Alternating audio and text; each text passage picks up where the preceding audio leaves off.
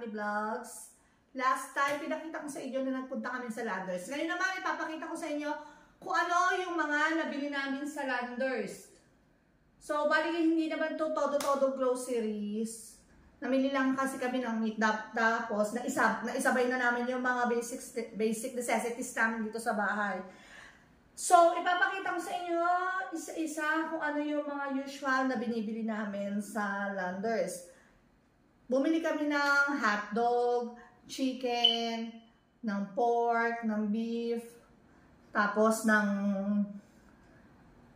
marinated boneless daing na bangus at saka yung boneless na tinapang bangus. Ayun na usually namin binibili sa Landers. Meron pa pala, sandali. Nakalimutan ko pala silagay dito. Papakita ko sa inyo. Uunahin ko nang ipakita itong Bounty Fresh Eggs na binili namin. So, isang tray siya. Nagalaw na. Binuksan na kanina ni tatay yung ni Habi yung itlog kasi nagluto siya ng breakfast. Nagluto siya ng omelette. Kaya bawas na to ng 3 piraso. Usually talaga nag-stock kami ng eggs kasi dito sa amin. Medyo malayo kami sa palengke. Sasakay ka pa ng tricycle.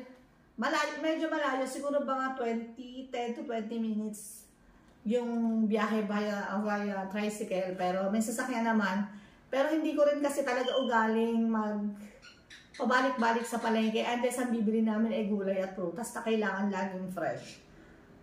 Kaya ito, itlog, pampalakas ng tuhod. Babalik ko ng tubo na sa pwesto niya, ha? Balikan ko kayo ulit.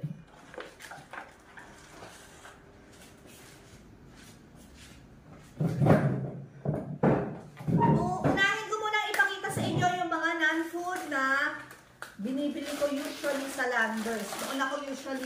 Doon ako laging bumibili ng aking mga pangangailangan sa paglalaba. Katulad nitong Zonrox Color Save. Lagi ako may stock nito sa 2. Tapos, Zonrox Original.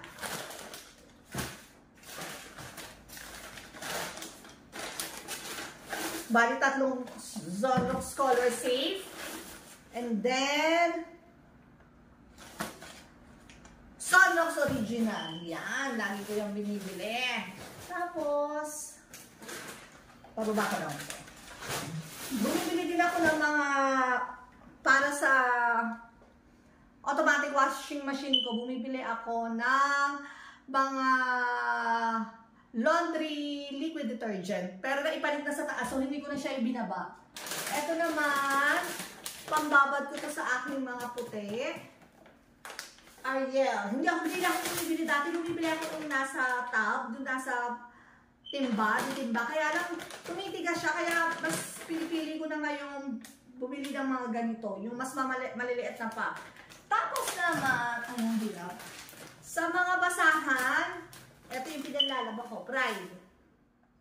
Kasi sayang naman, kung ano lang ipinalaba ko sa mga basahan, mahal kaya ito. Ito nasa 100 plus lang, hindi pa abutan ng 200. Ito nasa almost 500. So, ito sa basahan, ito pambabad sa mga puting damit. Move ko siya. Dito ko siya natin.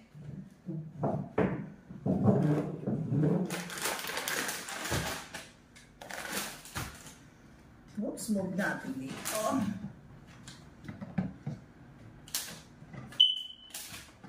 Next ay itong Sonicare bathroom tissue. Essential. Nahahawa na tayo. Pero syempre, kailangan pa rin natin ng tabo at water at sabon. Pero, kailangan din natin ng tissue. Pang dry. And then, next item is Prima Lux Comfort Paper Towel. Alam ng mga misis kung bakit importante itong mga paper towel sa buhay natin. Pang-dry ito ng mga pangpunas ng kamay. Pero minsan naglalagay din ako ng basahan. Kaya lang ito, convenient talaga na gamitin. Next ay itong box na Milo Zero Added Table Sugar. Para kay Kulit, pang almusal niya. Next ay itong Coca-Cola Original Taste Mini. Meron akong dalawa, ay hindi pala ito. Alam ko dalawa ito. Pero bumili ako ng dalawang pack na 6 pieces each pack. Pampahappy ko to. Kapag pagod ako, ewan ko ba, pag uminom ako ng Coke, na-energize ako. So pag pagod ako, ito talaga yung binibili ko. Ay, ito talaga yung iniinom ko, pampahappy. Then, Jolly Time na popcorn kasi yung mga kalaro ni Andres, yung mga friends niya, pag nagpupunta dito, nagre-request na magpa-microwave ng popcorn. So, kailangan lagi kami may stock nito. Ito ay Jolly Time Crispy and White Natural Flavor White Popcorn.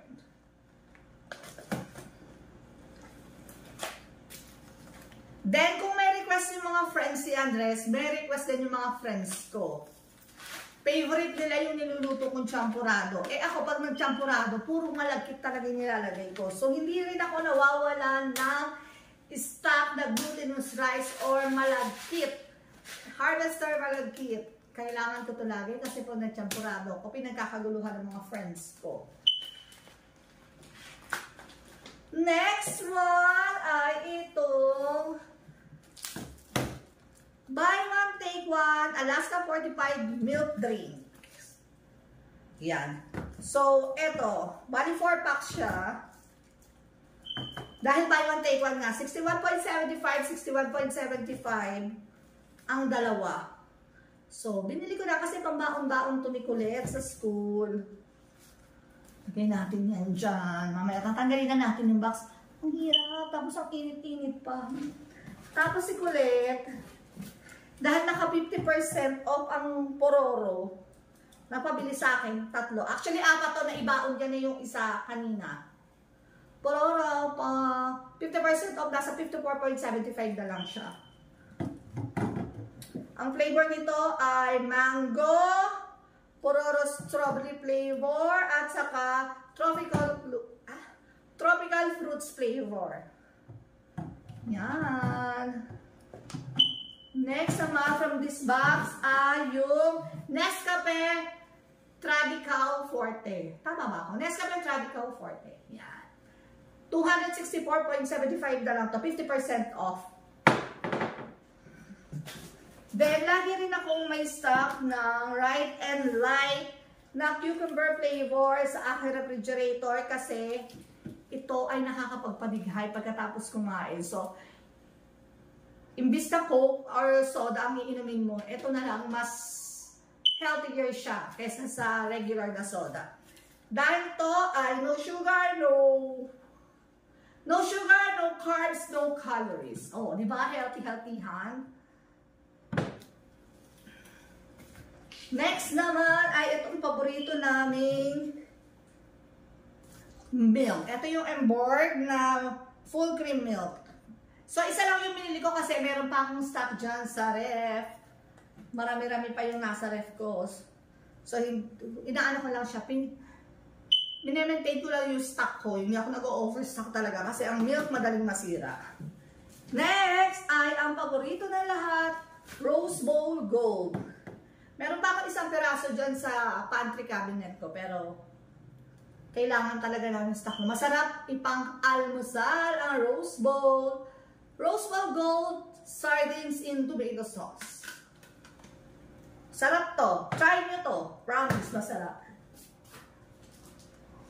Next, ay ano nangyari? Next ay itong Founders Classic na luncheon meat. 174.75 lang to. At promise, kalasa siya ng Spam.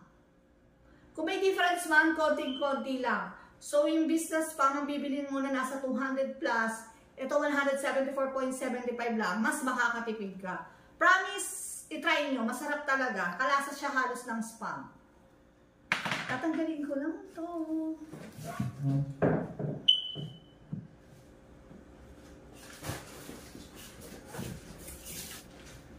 May naiwan! 3 piraso pala yung binili ko. Founders Classic na luncheon meat. Kasi nga masarap talaga siya. Kaya 3 piraso ang binili ko. Tatabi ko lang sa ito para hindi masyadong makalat.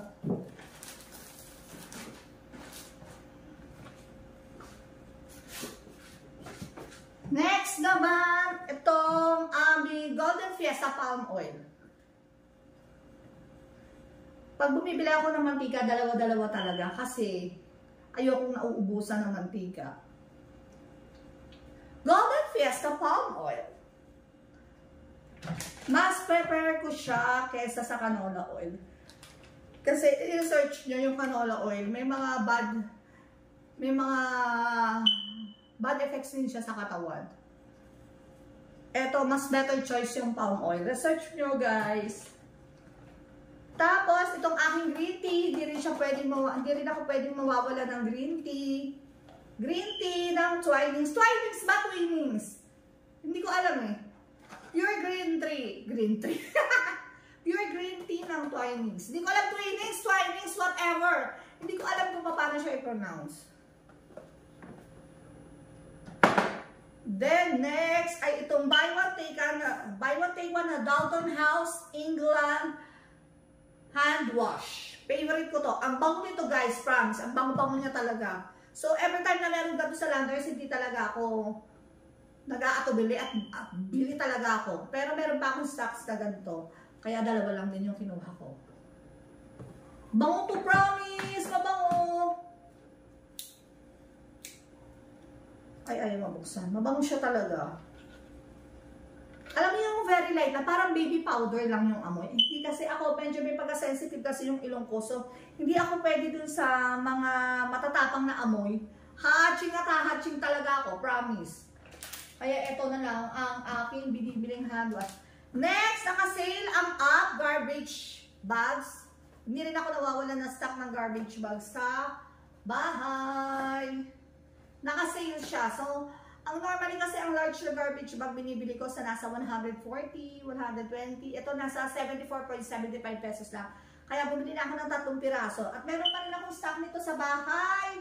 Ay, meron pa rin. Nasa bahay pala ako. Meron din akong stock nito sa bahay. Kaya konti lang yung kinuha ko. 3 piraso lang din. Next, ito, bagong discovery namin. Yung Sagot Gulaman flavored syrup. Bawas na, oh. Tinimpla na namin to kanina. Nakailang timpla na kami, lunch and merienda. Kaya bawas na siya. Ang sarap, guys. Ito yung parang mga ino-order natin sa mga restaurant na Sagot Gulaman. Pag umorder ka ng Sagot Gulaman sa Maxes, saan pa ba kami umorder? Sa Mesa. Parang ito yung gamit nila. Masarap talaga, promise. Try nyo. Tapos, Colgate Fresh Confidence Toothpaste. And then, meron tayong Dove Radiant Care Deodorant Serum. Itatry ko lang. Hindi naman ito normally yung gamit kong deodorant. Pero itatry natin. Bigyan ko kayong feedback kung maganda. Dito naman sa ating last box. Golden Oreo. Nakabukas na. Binuksan na ni Colette. Then, yung Kellogg's na Cocoa Pops, Golden Pops. Naka-sale siya. Parang nasa 50 pesos na lang siya. Nire-expiry yata. Oo nga. Parang August 31 ang expiration. Pero yung pag na-open naman to, hindi ito tatagal kasi lagi inaalmusal ni Colette sa umaga is cereal. Pero gusto niya iba-ibang klase ng cereals. Move ko lang to dito. Next ay itong, wait lang, marble cake. Sale din siya, 120 pesos. At itong balcony na Trancheto Cacao. Pang snacks at pambaon to ni Colette. Then, sandali, hirap abutin. Bumili, eto, bali dalawa pala itong balcony. Dalawa siya. At saka yung marble cake is dalawa din para pambaon to ni Colette. Tapos, bumili ako nito Wild One Organic Tea. Hindi ko pa siya natinikman, itatry ko lang. Pero, nag-panic buying ako kasi naka 50% off siya. Ang pinili ko ay 10 piraso. 1, 2, 3, 4, 4, 5, 6, 7,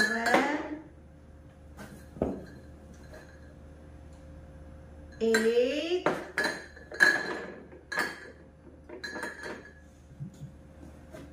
9, and 10. Sabi, masarap daw to. Hindi raw masyado matamis. Sabi nung nagtitinda, sabi nung sales representative, doon. So, susubukan ko. Total, mahilig din naman ako sa iced tea. Susubukan ko siya at babalitaan ko kayo, i-feedbackan ko kayo kung masarap ba siya talaga o hindi. At ang ating last item, bilang meron tayong sweet tooth, syempre hindi tayo mawawalan ng classic milk tea. Mr. Brown Classic Milk Tea. Nasa 64 pesos lang to, 64-65 pesos. 50% off siya. Kaya bumili ako ng marami. Binili ko ay 1, 2, 3, 4, 5, 6. 6 na milk tea, pampataba. Samahan niyo akong tumaba habang iniinom ko ang mga milk tea na ito.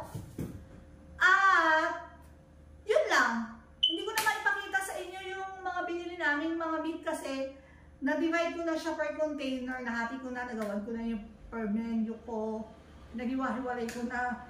Tapos yung mga baboy, hiniwa-hiwa ko na. Yung iba ginawa kong panahog. May pang pork steak, may pang adobo.